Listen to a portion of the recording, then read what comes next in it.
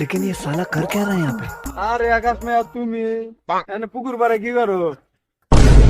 তো মাতবার সাহেব আসসালামু আলাইকুম। ওয়ালাইকুম আসসালাম।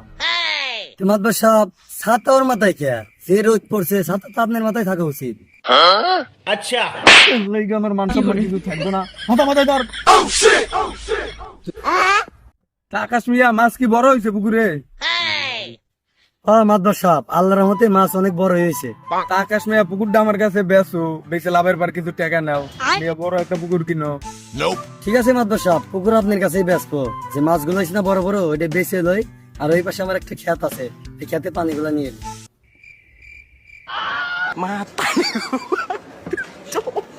ये फंस गया सी है।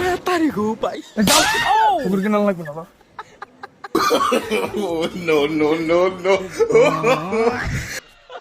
শালায় সুদ করে এসে পুকুর কিনে।